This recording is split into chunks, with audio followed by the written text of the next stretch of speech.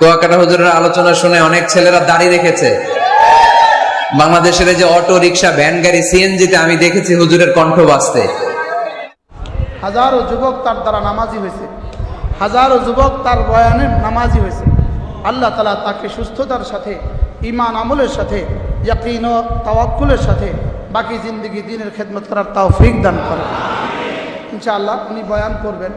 আল্লামা হযরত মাওলানা মোহাম্মদ হাফিজুর রহমান সিদ্দিকী কুয়াকাটার হুজুর, খুব সুপরিচিত একজন বক্তা বাংলাদেশের। হুজুরের আলোচনা শুনে অনেকে হেদায়েত হয়ে গেছে, ঠিক কিনা?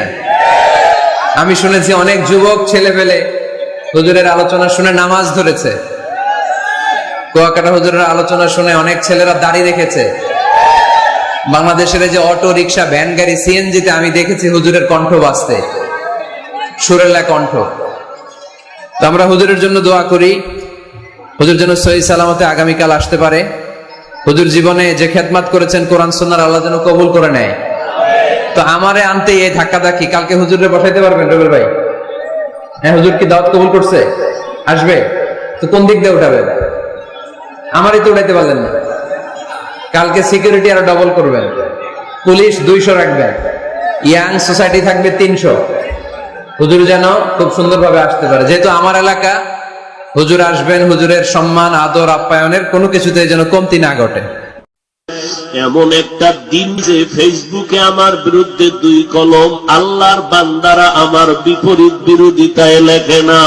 খতিবুল উম্মাহ হাফিজুর রহমান সিদ্দিক কুয়াকাটার হুজুর কয় এলেম নাই কালাম নাই। তুই কওয়ার দরকার কি? হ্যাঁ, নিজেই তো কয় আমার এলেম নাই কালাম নাই। তোর এলেম থেকে কি করছস? তোর ওয়াজ শুইনা সেলুনে যাইয়া দাড়ি আছে, দোকানে যাইয়া প্যান্ট কিনে, দোকানে যাইয়া শার্ট কিনে, মিস্টার ইবলিসের মতো হ্যাঁ বাইরে তোদের ওয়াজ শুইনা। আর হাফিজুর রহমান সিদ্দিক কুয়াকাটার হুজুরের ওয়াজ শুইনা, আগে তার দাড়ি ছিল না, এখন দাড়ি আসছে। আগে টুপি মাথায় দিত না, এখন টুপি মাথায় দেয়। আগে শার্ট পরতো, এখন পাঞ্জাবি পরে। আগে প্যান্ট পরতো, এখন লুঙ্গি পরে। আগে মসজিদে যাইতো না, এখন মসজিদে যায়। হাজারো প্রমাণ আছে, হাজারো প্রমাণ আছে, আছে না নাই? আমার সঙ্গী চলে অনেক ছেলে আছে স্কুলে পড়ুয়া। জিজ্ঞেস করি কিরে, হাফিজুর রহমান সিদ্দিক কুয়াকাটার হুজুরের ওয়াজ শুইনা আমরা এই অবস্থা হয়েছি। তার এলেম নাই কালাম নাই, কিন্তু তার ওয়াজে অনেক হাজারো যুবক পথবুলা বন্দা আল্লাহর পথে সন্ধান পাওয়া যাইতেছে। সুতরাং তাকে সামনের দিকে আগাই নিয়ে যাওয়া এটা আমাদের কর্তব্য। হাফিজ ঠেকাও করতে করতে পারে না, সব দিক দিকে চেষ্টা করে যখন বন্ধ, এখন মামলা দিছে এর জেলে ঢুকানোর লেগা। সবাই একযোগে রোজা রাখা শুরু করছে, তার লেগে দোয়া করা শুরু করছে। আল্লাহ তাআলা একেবারে সব 10টা মামলা থেকে একেবারে খালাস। কে করছে বলেন না? কে করছে? আল্লাহ যেই বাতি জ্বালায় ওই বাতি কেউ নেবাইতে পারে না। যাকে আল্লাহ টাইনা উপরে উঠায়, শাইখুল হাদিস আল্লামা আজিজুল হক সাহেবের জবানে শুনতাম, হুজুরে বলতো, আল্লাহুম্মা মালিকাল মুলকি তুতিল মুলকা মান তাশা ওয়া তুইজ্জু মান তাশা ওয়া তুযিল্লু মান তাশা ওয়া বিয়াদিকাল খায়র। হুজুর তরজমা করতেন, যারে আল্লাহ চুলে ধরে উপরে উঠায় তারে ফাও ধরে কেউ নিচে নামাইতে পারে না, আর আল্লাহ যার ফাও ধরে নিচে নামায় তারে কেউ চুলে ধরে উপরে উঠাইতে পারে না। কথা ঠিক নেই? আল্লাহ আমাদেরকে বুঝার তৌফিক। তো ভাই এলেম নাই, আমল নাই, বাস্তব। তোমরা ফেসবুকে লেখা লাগে, এটা আমি স্বীকার করি। আমার এলেমও নাই, আমলও নাই। মানুষ কেন ডাকে এটাও আমি জানি না। কই এই যে বয়ান করতেছি, শুনে এলমি বয়ান, এটা বয়ান ওই পাবলিকের একটু সুখ দিতেছি, আর কিছু না। কান সুখ করে বাড়ি যাবে, কিন্তু দিলের মধ্যে একটা দরদ আছে তো, জাহান্নামের ভয় আছে তো।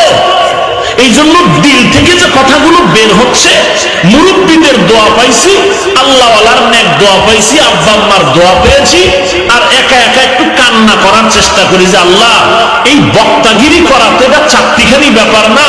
আমার থেকে কত কণ্ঠওয়ালা জ্ঞানী ব্যক্তি আছে, কিন্তু আমাকে যে আল্লাহ সম্মানের চেয়ারে বসাইছেন, আল্লাহ তো আমাকে হিসাব চাইবে না। এই বেটা, তোকে যে সম্মান দিয়েছি, এই সম্মানের মর্যাদা কি রেখেছ? বয়ান করার মাকসাদ কি আমার? আমি যে বয়ান করে করে করে করে করে করে বছর কাটায় দিতেছি, আল্লাহ সাক্ষী রেখে বলছি, গত ঈদুল ফিতরের পরের দিন থেকে মাহফিল শুরু। পোস্টারে লেখছে ঈদুল ফিতরের পরের দিন মাহফিল। তো ঈদ কবে হবে যেহেতু নির্ধারিত নাই, চাঁদের হিসাব তো তারিখও নির্ধারণ নাই। পোস্টারে দিছে ঈদুল ফিতরের পরের দিন মাহফিল, তো ঈদ যেদিন হইব ওর পরের দিন, কোনো তারিখ নাই। ওদিন থেকে শুরু, রমাজানের আগের দিন পর্যন্ত 22 এপ্রিল পর্যন্ত মাহফিল, 23 তারিখ রমাজানের তারাবিহ। তাও কি জোহরের নামাজের পরে এই গত শুক্রবার 10টায় বয়ান কেরানীগঞ্জ, জুমার বয়ান, আবার রাত্রে বয়ান 2-3টা, প্রতিদিন চলতেছে। তো আমি চিন্তা করি আল্লাহর কাছে কি এগুলোর হিসাব দিতে হবে না? যে বয়ান করার মাধ্যমে কি হইল, বয়ানের একটা মাকসাদ কি? মাকসাদ আর কিছুই না, উদ্দেশ্য একটাই, উম্মতকে জাহান্নাম থেকে বাঁচাইয়া জান্নাতের পথ দেখানো। এটাই মাকসাদ, শুধু আমার নয়, প্রত্যেক বক্তারই এই মাকসাদ হওয়া উচিত। এবং এই মাকসাদ নিয়ে যদি বক্তা সাহেব বয়ান করেন, নিশ্চিন্তে ঘুমাইলেও হবে না, আবার রাতের বেলা হিসাব মিলাইতে হবে। আমি যে বছর বছর বয়ান করলাম, আমার এই উদ্দেশ্যটা কি পরিমাণ হাসিল হইল? আমি যে বয়ান করলাম উম্মতের জাহান্নাম থেকে বাঁচানোর জন্য, আমার বয়ানের মাধ্যমে কিছু মানুষ কি জাহান্নাম থেকে বাঁচতে পারলো কিনা? আমার বয়ানে টুপি ছাড়া কিছু মানুষ টুপিওয়ালা হইল কিনা? আমার বয়ানের দ্বারা দাড়িবিহীন মানুষ কিছু দাড়িওয়ালা হলো কিনা? আমার বয়ানের মাধ্যমে বেপর্দাওয়ালা পর্দাওয়ালা হলো কিনা? আমার বয়ানের মাধ্যমে কিছু বান্দা বেনামাজি থেকে নামাজি হলো কিনা? যদি দেখি হ্যাঁ আলহামদুলিল্লাহ 2-1 হয়েছে, ইনশাআল্লাহ ইখলাস, আল্লাহ হয়তো এর বিনিময়ে মাফ করে জান্নাত দিয়ে দিবে। বক্তা সাহেব যদি এই চিন্তা করে বয়ান করেন, তাহলে উম্মতের মাঝে আর কোন বাজে কথা বলে বিভ্রান্ত ছড়াবার সুযোগ থাকবে না। কথা বুঝেন না? আরে উম্মতের দল, ও কলিজার টুকরা যুবক, খারাপ লাগে রে যুবক, আর গালি দিস না, এই মাফ করে দে, তোরা জাহান্নামে যাবি, সহ্য করতে পারি না। তোর মতো এত সুন্দর চেহারাওয়ালা সন্তানদারে আল্লাহ আগুনে জ্বালাই দিলাম, মেনে নিতে পারি না। পা দুটো আগায় দে, পায়ে হাত রেখে বলছি আজকে থেকে আর নামাজ বাদ দিস না রে ভাই। পায়ে হাত রেখে বলছি আর নবীর সুন্নতের জবাই করিও না রে ভাই। বলো আমার রাসূলের রেখে যাওয়া সুন্নতের আমল, আমার নবী এত কষ্ট করে যে আদর্শ রেখে গেলেন, এই আদর্শ সুন্নতের আমল করবে হিন্দু ভাইয়েরা? বলেন বলেন, খ্রিস্টানেরা, ইহুদিরা? বলেন, আপনারা বলেন, কারা করবে? কারা? কোন দেশের মুসলমান? আমেরিকান? হ্যাঁ, বাংলাদেশের না সারা বিশ্ব? আরে আজকে বলেন কেন সারা বিশ্ব? শুধু ভোলার মুসলমান ব্যতীত। আপনাদের রাসূলের সুন্নাত না মানলে কোনো অসুবিধা দেখছেন নি? আমি যে এইভাবে লাইনটা সাজায় প্লেস করলাম, নবীর সুন্নাত না মানলে কোনো অসুবিধা, সবার আওয়াজ আসার দরকার ছিল, নাই নাই। কিন্তু কে আপনার বিবেকের পেছন দিক দিয়ে ধাক্কা দিয়ে বলল আছে? কে বলল আছে? আছে বললেন, অথচ কেন সুন্নত মানেন না?